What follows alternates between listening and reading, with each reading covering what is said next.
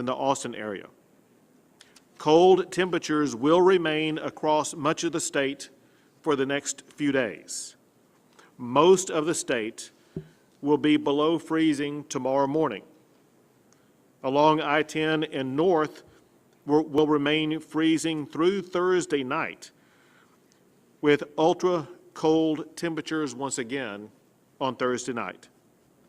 We should, across the state, start getting above freezing on Saturday.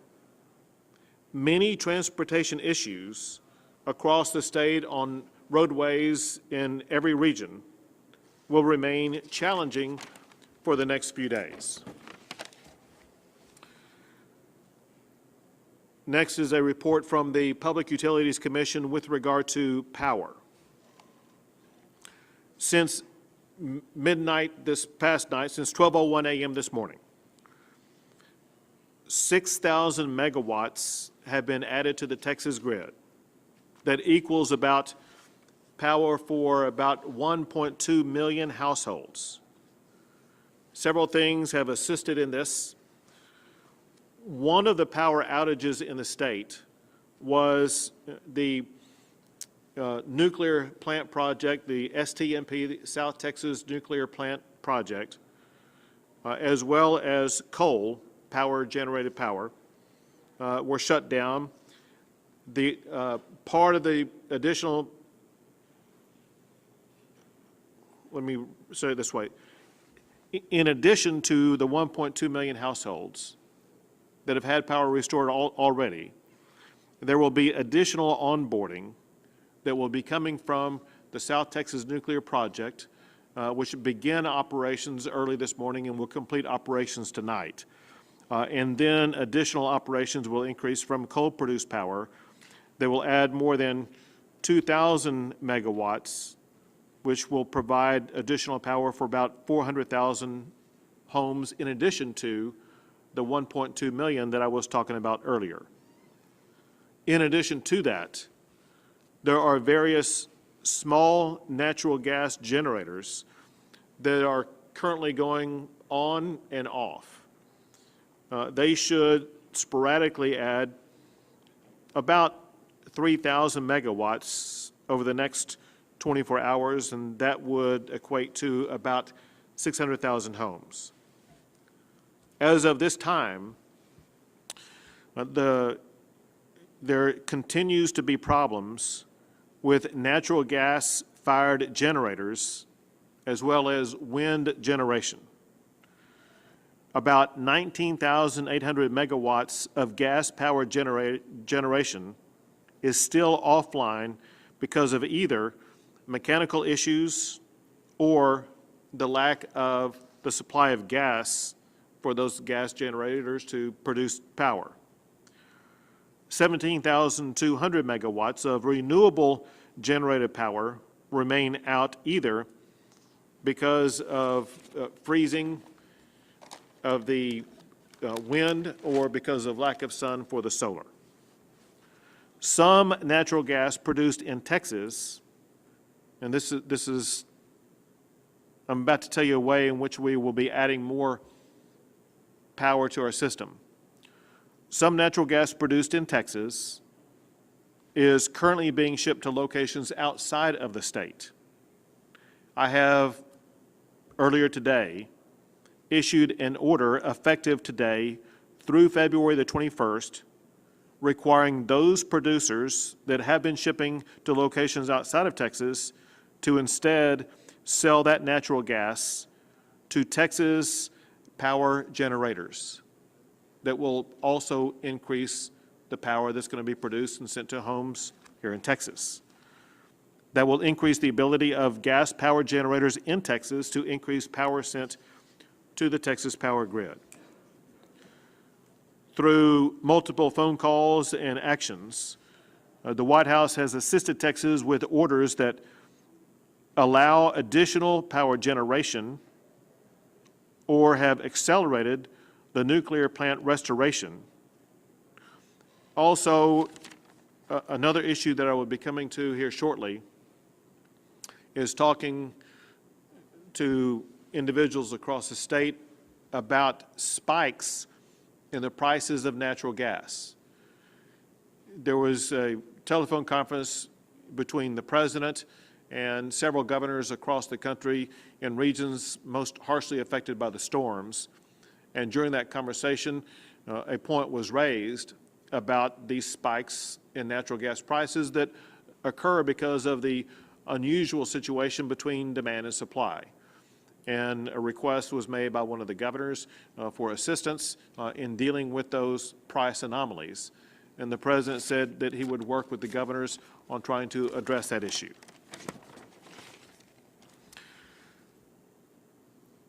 Let me address where we are with power outages and the way and the whys of how some of that works. Right now, there still remains about 10,000 megawatts that is off the grid and as a result is not contributing to power in the state. People want to know how decisions are made about whose power is turned off and whose power is left on. And I want to let you know how that process works. Decisions about power outages are made by either city-owned utilities or co-op-owned utilities. And it would not be any state-based entity that makes those decisions, except power outages by investor-owned utilities. Those are regulated by the Public Utilities Commission. Those include, for the most part, Oncor, CenterPoint Energy, AEP, and Texas New Mexico Power. And an order has been made to ensure that everybody that is subject to regulation by the PUC will have access to power on at least a rotating basis during the remaining time period until power is fully up and running. I have some more information to cover, but I want to let you know a couple of topics that will be coming up that will be addressed by other people at the table. A broad category is the emergency response efforts to help Texans in need at this time, and that will be addressed by Chief Nimkid of the Texas Division of Emergency Management. Another is in many regions across Texas, there are increasing challenges with regard to water quality. They will be addressed by Toby Becker, the Executive Director for the Texas Commission on Environmental Quality. I want to address an issue that some Texans are already beginning to deal with, but many Texans will be having to deal with here in the coming days that I want to make sure that we start discussing right now. And that is the results of busted pipes. Many people have already experienced busted pipes and they've had their homes or their apartments or other locations already filled up with water. So let's talk about what can be done and where we're going with it. One thing that you want to do if you have a busted pipe or to prevent the consequences of a busted pipe is consider turning off your water supply. If you are a homeowner, there should be a location, typically outside, maybe near the curbside, where you have the ability to physically turn off the water supply to your house. Now, obviously, that will eliminate water supply to your house. You can turn it off at the time of your choosing. If you do not turn it off, one thing that could happen is that when power does come back onto your house, or when just because the outside temperature begins to warm up, there will come a point in time when the ice frozen in your pipes will begin to melt and the busted pipe will suddenly start spewing water throughout your house, maybe in multiple locations. One way to slow down that water flooding into your house is by taking that action in advance to turn off your water. We also urge all homeowners to, as quickly as possible, like as in beginning now, if you haven't already done so, begin to work with a plumber, get plumbers lined up, and work with your insurance company in advance. If you're a homeowner, you should have homeowners insurance that would address this. Talk to your agent today, tonight, tomorrow, immediately. If you are a renter, most renters are required to have renter's insurance. Talk to your rental insurance as well as your landlord immediately about what to do and how to address this. If you live in a location that is not covered by insurance, you may have the possibility of getting assistance from FEMA. As you know, I requested a federal disaster declaration, and that was granted. One thing that comes along that is Fema Assistance. Part of that FEMA assistance goes to what's called public assistance that works on the rebuilding of large municipal and governmental-based facilities. Another component would be individual assistance. In order to qualify for individual assistance, there are certain dollar metrics that must be met before a location qualifies. So what we need homeowners to do is, if you are without insurance, if you live in a region where you may be covered by FEMA, we need everyone to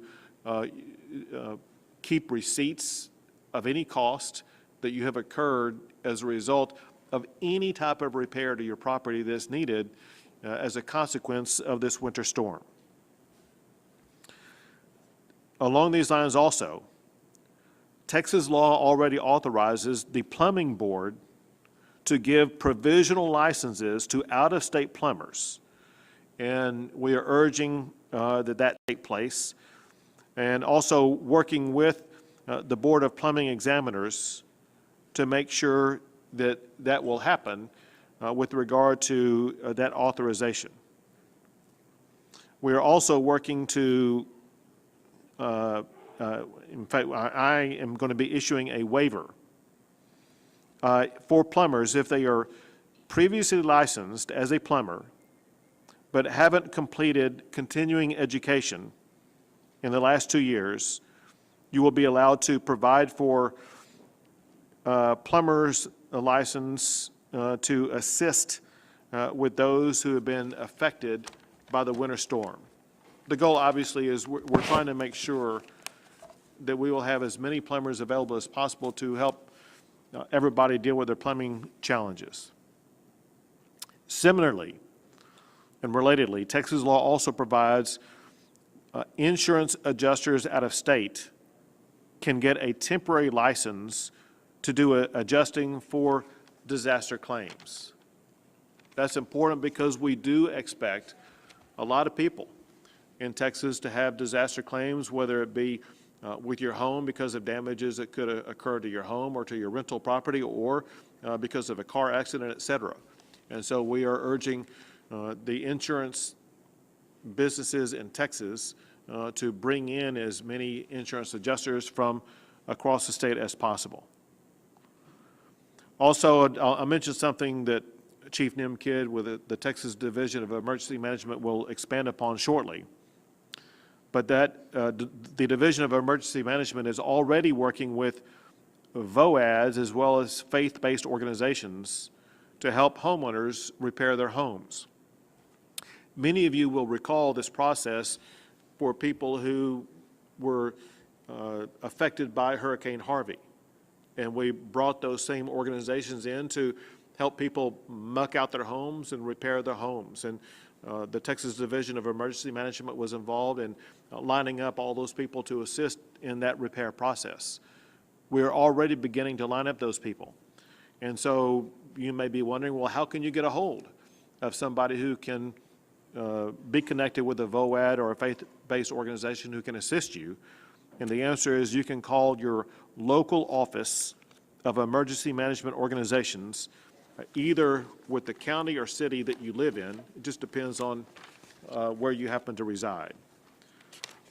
One other thing on my part, then I'll turn over to Nim Kidd, and Chief Kidd will also touch upon this a little bit. So the primary component of the Texas Military Division is the National Guard, and we're very thankful to the National Guard and the role they have played and continue to play in assisting the state and our people in responding to this winter storm. The National Guard is assisting with regard to warming centers across the state that Chief Kidd will talk more about. They are also assisting with regard to roadways and providing air crews for a variety of different efforts to make sure that we are better able as a state to address this challenge. But in details about that, as well as so many other issues, will be provided to you by the next speaker, Chief Nim Kidd, the Chief of the Texas Division of Emergency Management. Thank you, Governor. And the list that I will go through is very detailed, but it is not exhaustive. This does not cover any of the great work being done by our local partners and some of the state agencies I will not cover here today. But Governor, I think I need to take a second first to thank the men and the women in this room that have been working around the clock, their families that are at home going through the same experiences that most Texans are going through right now. And so I want to thank them very quickly. Start with the Texas Department of Transportation. All 25 districts across Texas are still impacted. They have over 4,500 TxDOT employees out on the roads right now, operating over 740 snowplows, another 225 motor graders, all working to de-ice the interstate system and keep the network up and running. There are over 5,200 road sections that are still affected by this, with 37 closures. They're working very closely with the Forest Service, county commissioners, construction contractors, and renting every piece of equipment they can find to help keep roads open. I think one of the most important jobs that they have right now is prioritizing and clearing routes to critical infrastructure and coordinating with local governments for access to hospitals, working with the Public Utility Commission to make sure that the power plants are still up and running and access to them, and working with our fuel vendor. Transition to the men and women of the Texas Department of Public Safety. Over 3,300 troopers on the road around the clock, responding to over 1,600 crashes that they investigate. Again, that does not count our local government, law enforcement agencies, and county sheriffs that are out there working. DPS supporting them, supporting the Division of Emergency Management, Parks and Wildlife. I'll tell you, they've, in addition to roadside assistance, investigating crashes, and supporting other local law enforcement, Department of Public Safety troopers have delivered blood to hospitals. They've delivered fuel to power plants. They've relocated residents from nursing homes and provided additional fuel to first responders. You heard a little bit about the Texas Military Department and their personnel that are working not only to assist people that are stranded on the roads, but personnel available to assist in supporting the warming centers, and I'll go over that list here in just a minute. Working with an air operations center as soon as it is safe to start flying. We'll be flying resources all across this state, and working to find all available generators that may be supporting any military operation that can be pushed out into the field to support civilian operations. Texas Military Department will bring on additional aircraft, C-130s, and helicopters to be able to fly water, cots, blankets, and whatever we need into places that are still hampered by the state's transportation network. Texas Parks and Wildlife, game wardens, and state police officers are out on the streets also supporting DPS. Over 430 game wardens and 90 park police officers, all in four-wheel drive vehicles. They're helping move people around as well. Game wardens have assisted numerous calls from services ranging from delivery of blankets to answering calls for local law enforcement and welfare checks. Yesterday, the Abilene game wardens were requested to deliver supplies to Runnels County. For the blackouts, they delivered blankets, cots, and other warming supplies. In addition, game wardens in Gonzales County worked with Seguin Electric to hook up the generator to the children's home. I'm not sure how many game wardens are out there that are certified licensed electricians, but I'm certainly thankful for the work that they do with our local electric companies to get this done and deliver these life-saving materials and supplies. They're going and picking up extension cords and moving generators and fuel around everywhere that they can. Texas A&M Forest Service also supporting local agencies, including the Department of Transportation. Crews working in the Panhandle all over the state with motor graders, four-wheel drive vehicles. A lot of the things that we use to put fire out with in forest fires are also clearing roads right now. So pure integration between the state agencies. Personnel all over the state, Zapata County to Galveston County, up into the Panhandle, Nacogdoches. SAW crews are available to start clearing some of the access to critical infrastructure. As trees have fallen, we want to make sure those trees are out of the way. Panhandle branch of the A&M Forest Service is blading interstates and highways working together, removing patrolled over 1,200 miles of Tier 2 and Tier 3 roads, so not the main interstate system, but trying to keep our county roads open as well. Winter weather operations in Kimball and Kerr and Menard counties, along with the San Angelo District, clearing jackknives, so the Forest Service firefighters are out there clearing roads as well, just like record drivers. The Abilene branch as well, working with incident management teams to support the city of Coleman and county for resources and get additional generators and power to them. I could go on for about 5 days on the other counties that they're working on, but I'll skip through. A lot of engine company out there, work out there to make sure that as soon as water becomes available, we'll set up points of distribution operations, and we'll continue to support our local government partners. I told you about our mass care warming sites. If you'll remember, day one, we had about 30 warming centers, then we went up to 100. Now we're up to a little over 300 warming centers. They're broken down across all areas of the state. A lot of them are supported by local government. VOADs, as the governor mentioned, we'll put additional resources in there as we need to make sure that there's drinking water, cots, blankets.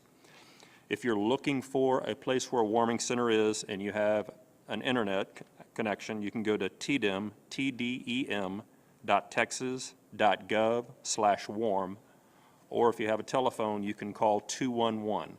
211 Texas has the list of all 298 warming centers that are out there right now. We will continue to work with our local government partners to add additional warming centers as required. The Texas A&M Engineering Extension Service continues to support our resource staging areas all across the state. We're working with AT&T, the telephone company, to help refuel their cell towers and generators to keep our cell system up and running.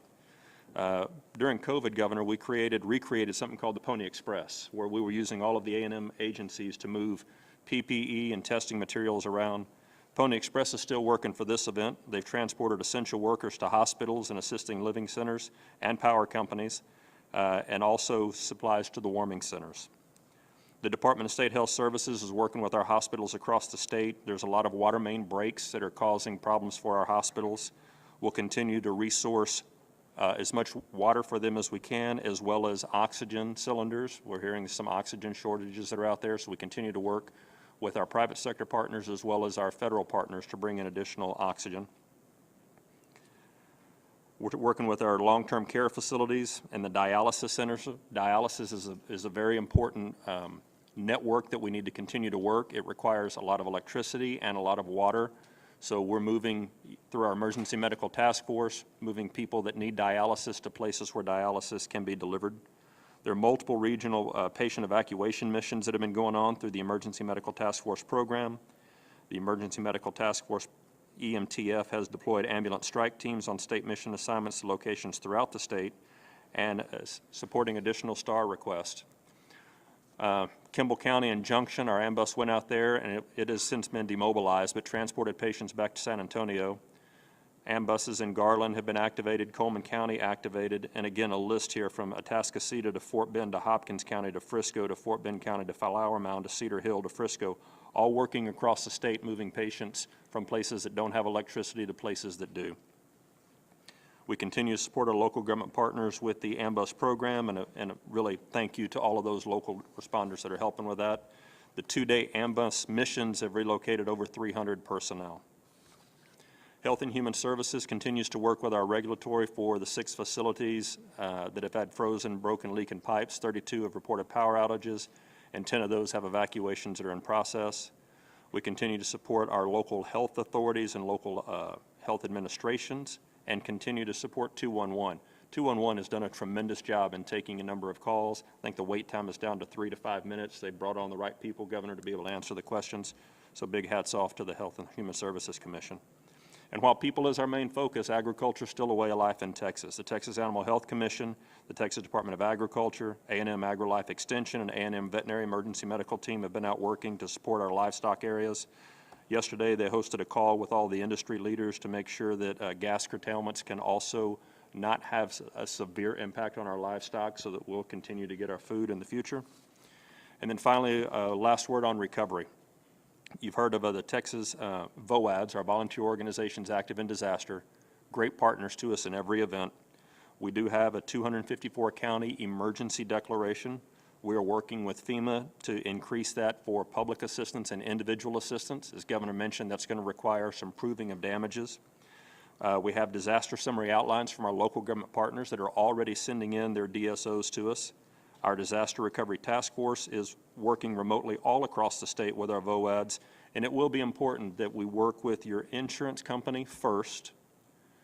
Your insurance company, if you do not have insurance, then our volunteer organizations active in disaster, our faith-based organizations will be ready to help, and we will work very closely with FEMA on the recovery process. I got to say another quick thank you to our FEMA partners who have been here in the room with us the entire time. They are helping us resource water, cots, blankets, and generators. We'll also continue to work with our private sector partners to make sure that the infrastructure to support them, to support citizens is up, and working with our local food banks as well to make sure that those who are in need of food have a place to get it. Thank you. People who see you respond to hurricanes are accustomed to seeing you go through that list on coastal-based counties, but this is different because all 254 counties have been affected. Yes. I want to circle back on one thing you were talking about, and that's to make sure that everybody knows where and how they can access warming centers in the event they need to go to one. If I recall correctly, if you live in a city, you can call 311. Yes, sir. And if you live in a rural area, call 211. Yes, sir. If you do have access to the internet, you gave them an address location they can go to, and that is? It's tdem.texas spelled out .gov/warm, WARM.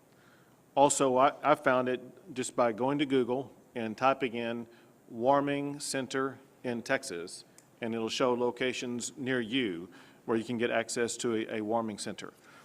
In addition to those issues, there are many issues that have been addressed by multiple agencies in the state of Texas, one of which is the Texas Railroad Commission, and we have with us Commissioner Christy Craddock. Thank you, Governor, and it has been an unusual time. So at the Railroad Commission, we obviously are working on gas issues. First and foremost, we've been meeting every day with the Texas Energy Reliability Council. It's made up of gas, electric, PUC, Railroad Commission, and other, did I miss some? Oil and gas operators, pipelines, trying to make sure that our grid is moving, and we get reports from the gas people every day.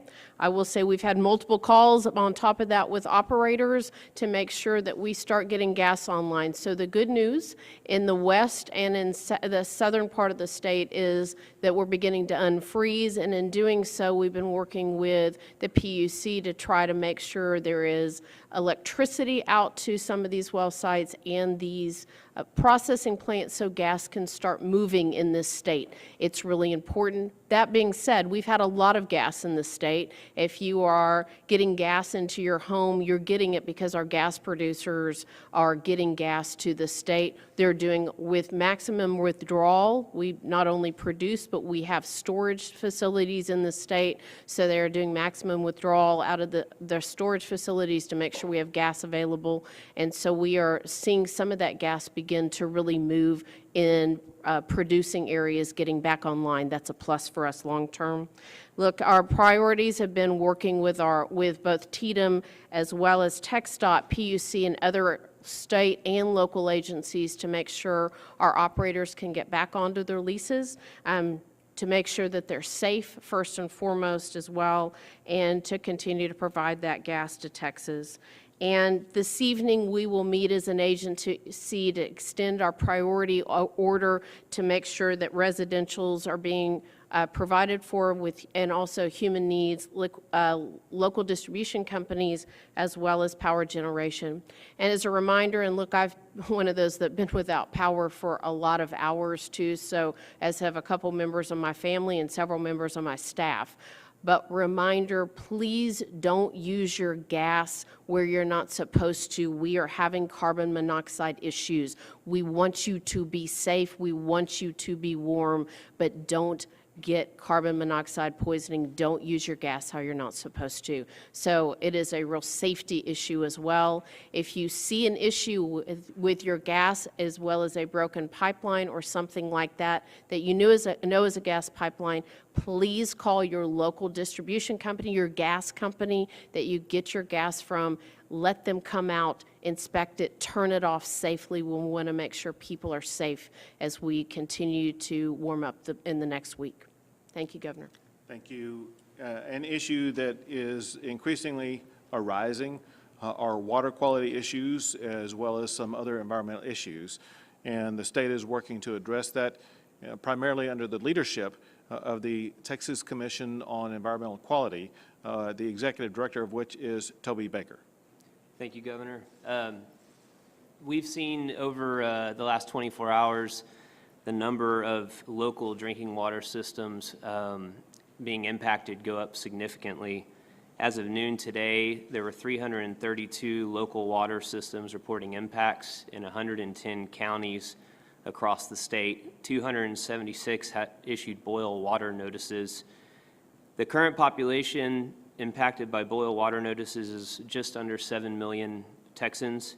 The population impacted by non-operational systems at this time is about 263,958. I want to prepare the public specifically on these local water systems because when a boil water notice is issued, to come off of that notice, there has to be bacteriological sampling done for that system. That sampling can take up to 24 hours, so as the roads start to thaw, your power starts to come back on, you may not see your boil water notice lift until that sampling is done. There are currently about 135 labs, accredited labs across the state that can do that sampling. We are reaching out specifically to each of those labs, and we will be assisting local water systems in connecting with those labs when they're ready to get those samples submitted. We've also partnered with the EPA to start looking at labs in other states, our partnering states around us, to try to access some of those labs as well so we don't run into a bottleneck with the testing. The part of the reason for the number of impacted systems, or the reason, is obviously number one, lack of power. The power's gone down. Number two, frozen lines that have led to breaks in those lines. And then finally, with everyone dripping their faucets, extreme use of the water. In one system, for example, we saw usage that was near peak summer demand usage for water because of people dripping their pipes and pulling the pressure down on the system. So we will continue to connect local water systems with those labs, but it is an ongoing issue, and this numbers is probably going to grow over the next day or two. Great. Thank you, Governor. Thank you, and thank all of you. We'll take a few questions.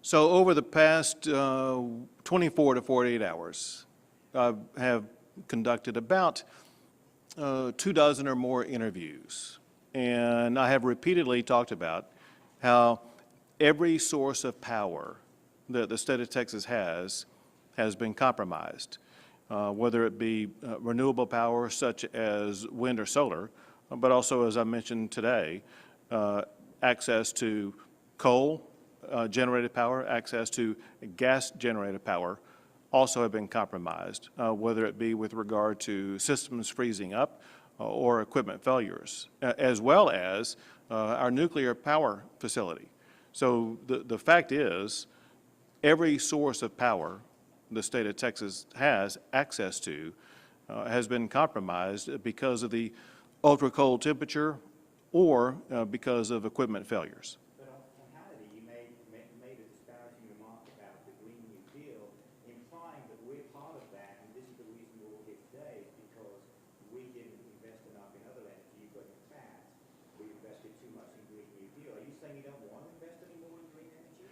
What I made clear was the fact that if we relied solely upon green energy, that would be a challenge.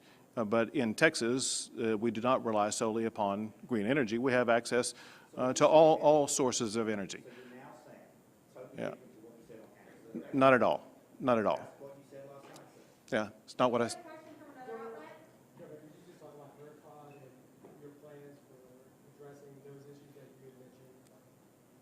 Say again now? Could you just talk about your plans for ERCOT and how you look at addressing it because you wanted an investigation and just where Right. where's that going right now?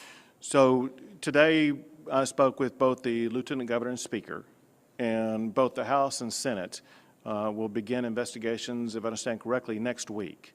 And that will begin that process where we fully evaluate exactly what was done and maybe what was not done in both the decision process as well as the action process by ERCOT, making sure that we get to the root of any missteps that took place, what was done, what can be done better. Governor Abbott, on Friday last time, you mentioned how wind and solar had built but did not bring up natural gas, but you talked about how local stations across the state plugged in and bring up natural gas and whole shutdowns on the show, especially on a national scale. Sure. As you point out, as I stated on local TV stations as well as local radio shows, I talked about the challenges to all of the power generation sources that we have in the state of Texas, including wind and solar, but also including coal, including natural gas, and including nuclear also. I was asked a question on one TV show about renewable, and I responded to that question. Governor, so rural counties, and you mentioned a lot of things that are on the way with water, blankets, and cots. Can you give a timetable, or is it just a matter of when the weather gives you the opportunity I'm sorry, an opportunity to what? to deliver these goods out to the rural counties? So we're delivering them to the rural counties. We've already delivered them to rural counties, but Chief Kidd will have the details about that. Yeah, so Governor, you're exactly right. A lot of these deliveries have already been made. As more requests, more will come out. There are some places that the roads are just so bad we can't get to them. That's why we're bringing up the Air Operations Center to be able to fly resources in. But this isn't, we're going to wait until it's a blue sky day to get our stuff out there. We're already moving as much as we can that we can get our hands on. Governor, can you talk about messaging here? There have been, obviously it's a fluid situation, but you're the guy at the top. Can you help tell people what is actually going on?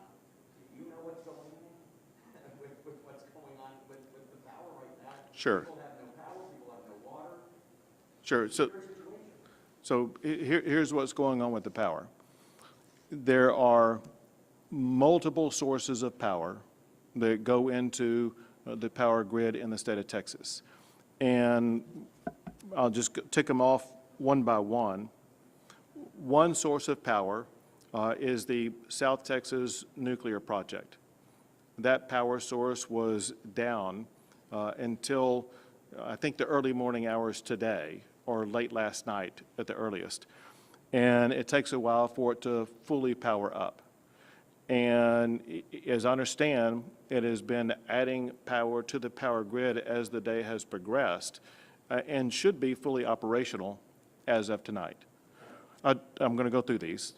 Another source of power that is generated that goes into the power grid is power generated either by coal or by natural gas. Some of those coal and natural gas power generating facilities either froze up or had mechanical failure and were incapable of adding power to the power grid. Talked about this. Okay. What I want to know is, people want to know when it's going to be restored. You talked about Sure. some people, where are those 600,000 people who are supposed to get their power back tonight going to be in the state? That is information that has not been provided to me. And so the exact zip codes and locations of where the power is going to be turned on or not, we don't have. What I can tell you is this, and that is there are certain areas that fall within the zones of the investor-run power distributors. And those are, give me 1 second here.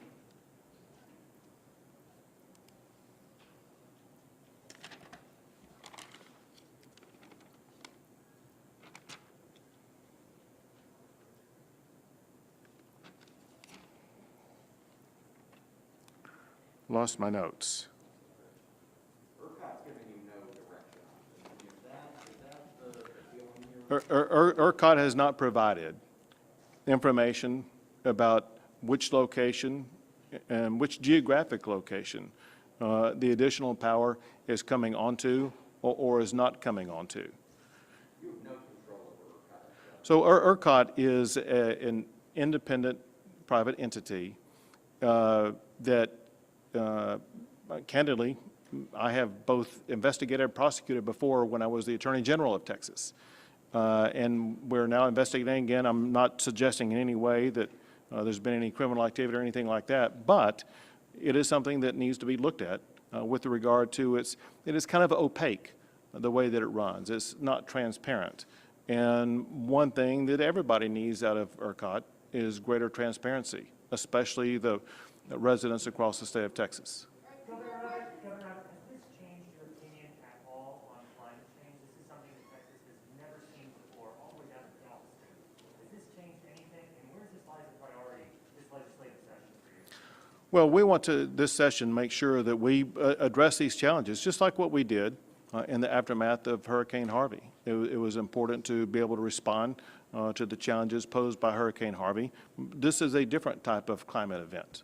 This is a once in every 120-year cold front event they have to respond to. I will say this, and that is the last time the state dealt with something like this was actually in 2011.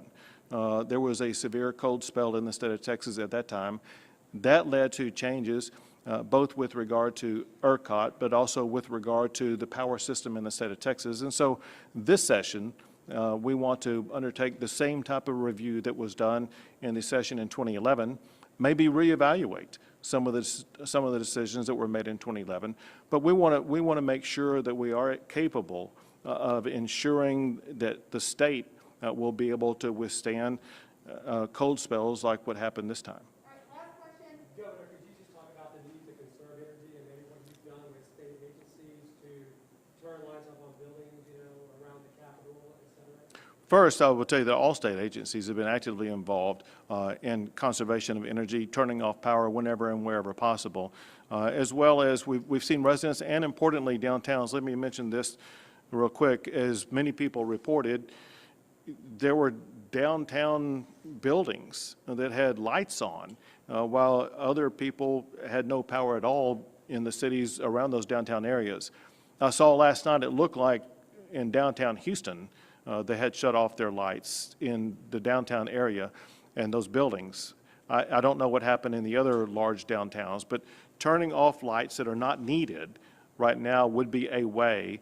There would be more power available on the grid that we would be able to get to residential areas. As a result, we urge everyone, but especially the large users of power, to do everything possible to keep your lights off if they are not needed.